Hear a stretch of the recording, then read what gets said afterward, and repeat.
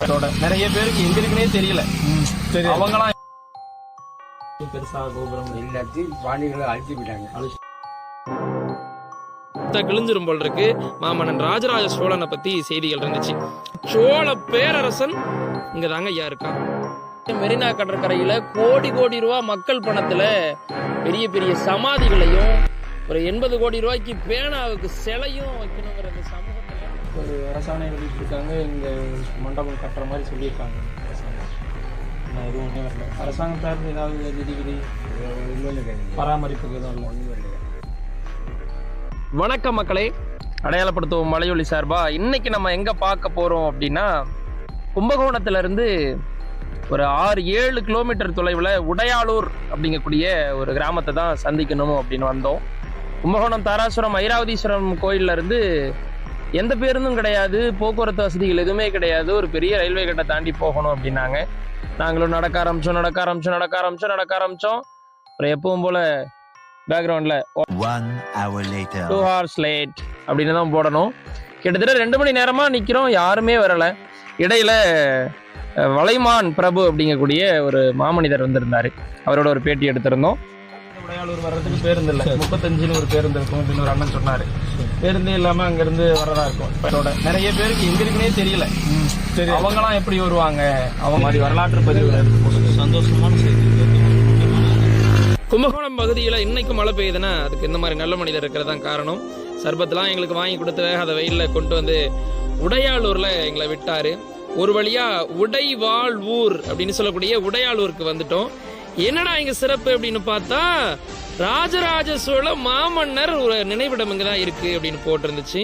ஆஹா, நம்ம தாத்தாவை பார்க்க போறோம் அப்படின்னு சொல்லி பேரப்பிள்ளை சிக்கு குதிச்சுக்கிட்டு குரங்கு குட்டி மாதிரி ஓட ஆரம்பிச்சோம். கேரளா பக்கத்துல பாலக்காடுல பள்ளத்தாக்குல போற மாதிரி ஒரு குட்டி வழியில ரோட்ல போய்கிட்டே இருந்தோம். என்னடா இது இவ்வளவு தூரம் உள்ள போகுது, என்ன ராஜராஜ சோழனுடைய மணிமண்டபம் இருக்குன்னு பார்த்தா என்ன பலகை வச்சிருந்தாங்க. அதுல என்னன்னா இக்கு வராதுங்க, தெற்காசியாவுக்கு பக்கத்துல இக்கு வராது அப்படின்னு சொல்லி, தெற்காசியாவை ஆண்ட மாமன்னன் இங்கு வாழ்கிறார், ஆகையால் இங்கு பிளாஸ்டிக் பாலித்தீன் பை அனுமதி இல்லை அப்படின்னு இருந்துச்சு. அதுல இக்கு வரக்கூடாதுன்னு ஒரு தமிழ் வாத்தியானா இருந்துகிட்டு இதை சரி பண்ணலையேன்னு எனக்கு ஒரு மன வருத்தம். அதை தாண்டிட்டு போனா ஒரு பதாகை, பழங்காலத்துல வச்ச பதாகை, ஒரு கை வச்சு இழுத்தா கிழிஞ்சிரும் போல் இருக்கு. மாமன்னன் ராஜராஜ சோழனை பத்தி செய்திகள் இருந்துச்சு.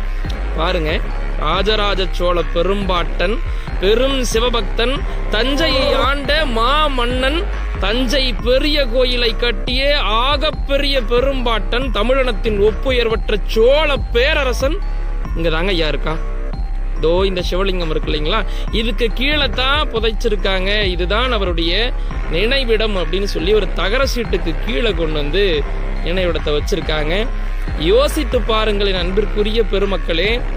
கிட்டத்தட்ட ஆசியாவுடைய 2வது மிகப்பெரிய கடற்கரைன்னு சொல்லக்கூடிய மெரினா கடற்கரையில கோடி கோடி ரூபா மக்கள் பணத்துல பெரிய பெரிய சமாதிகளையும் ஒரு 80 கோடி ரூபாய்க்கு பேனாவுக்கு சிலையும் வைக்கணுங்கிற இந்த சமூகத்துல தமிழுடைய ஒப்புயர்வற்ற தமிழனுடைய சிறப்பை கட்டி ஆண்ட ராஜராஜ சோழ பெரும்பாட்டனுக்கு ஒரு சின்ன நினைவு மண்டபம் கிடையாது. தெருவெங்கும் வீதியெங்கும் வந்து பெரிய பெரிய சிலைகளை கொண்டு போய் சிறைகளில் அடைச்சு வச்ச மாதிரி சிலைகளை தெருவெங்கும் வச்சுக்கிட்டு இருக்காங்க.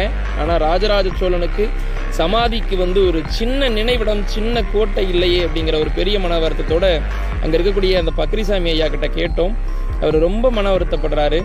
என்னுடைய அப்பா காலகட்டத்திலிருந்து இந்த கோயிலில் நாங்கள் வந்து விளக்கேற்றிட்டு இருக்கேன், அவர் பார்த்து கொடுக்கறதான் கடவுள், எங்களுக்கு அவர் தான் கடவுள் அப்படின்னு சொல்லி கடவுளாக வழிபட்டு கொண்டிருக்கக்கூடிய பக்ரிசாமி ஐயா சொல்றதை கேட்போம்.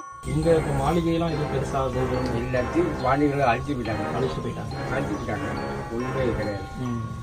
கோயில் ஒன்று கோயிலை உடைக்காம வச்சுட்டு போயிட்டாங்க. ஒரு அரசாணை வெளியிட்டிருக்காங்க. இங்க மண்டபம் கட்டுற மாதிரி சொல்லியிருக்காங்க அரசாங்கம். இன்னும் எதுவும் இல்லை, எதுவுமே வரல. அரசாங்கம் சார்ந்து ஏதாவது நிதி பராமரிப்புக்கு எதுவும் இல்லை, ஒன்றுமே இல்லை. அவங்க கொடுக்குறீங்களா, கொடுக்குறாங்க, பத்து வைக்கிறீங்களா, அதை வச்சு அவருக்கு யாருக்கும் தெரியவும் தெரிஞ்சிருக்கு. இருந்தாலும் அவங்க யார்ட்டையும் கேட்க மாட்டாங்க. அவங்க கொடுக்குற வைக்க வைக்கிறாங்களா, 10 இது வைக்கிறாங்களா, அவருக்கு செலவு. நீங்க எத்தனை வருஷமா? என்னோட இடமே ஃபுல்லாகவே இது முழுக்க உங்களுக்கு? ஆமாம், பராமரிச்சு அப்பா இருக்காங்க. அதுக்கப்புறம் நான் பார்த்துட்டு இது உடை வாழ்வு உடை வாழ்வு உடையெல்லாம் தயார் பண்ணுறோம் வாழ் எல்லாம் தயார் பண்ணுறோம் இங்கே அதனால உடையாளூர் ஊருக்கு உடையாளு மணி பண்ணி இங்கே தான் ஐயாவுடைய சமாதி. ஆமாம் இந்த இடத்துல தான் ஆமாம். சோழ மாமன்னர்களே மங்காத கீர்த்தி கொண்ட ராஜராஜ சோழன் சிறந்த சிவபக்தன். சோழ நாடு முழுவதையும் அளந்து கணக்கிட்டு இப்ப இருக்கக்கூடிய இந்த நில அளவை முறைக்கு முன்னோடியாக இருந்தவன் தான். தமிழ் வேதமாகிய தேவாரத்தை தில்லைவாழ் அந்தனர், அதாவது சிதம்பரத்தில் இருக்கக்கூடிய தில்லைவாழ் அந்தனர்கிட்ட இருந்து மீட்டு இந்த உலகுக்கு கொடுத்தவன். இத்தனைக்கும் மேலா இன்னைக்கும் முற்கால தமிழக கட்டிடக்கலைக்கு சான்றாக இருக்கக்கூடிய தஞ்சை பெரிய கோயிலை கட்டிய மாமன்னர் ராஜராஜ சோழ பெரும்பாட்டன் நினைவோடு இருக்கக்கூடிய இடம் இதுதான்.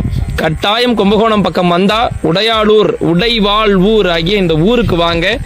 ஒவ்வொருவரும் இந்த ஊருக்கு இந்த இடத்துக்கு வந்தவங்க கமெண்ட் பாக்ஸ்ல கமெண்ட் பண்ணுங்க. உங்களுக்கு இந்த வீடியோ பிடிச்சிருந்தா லைக் பண்ணுங்க, ஷேர் பண்ணுங்க, சப்ஸ்கிரைப் பண்ணுங்க. அடையாளப்படுத்துவோம் சேனலை உலகம் முழுமைக்கு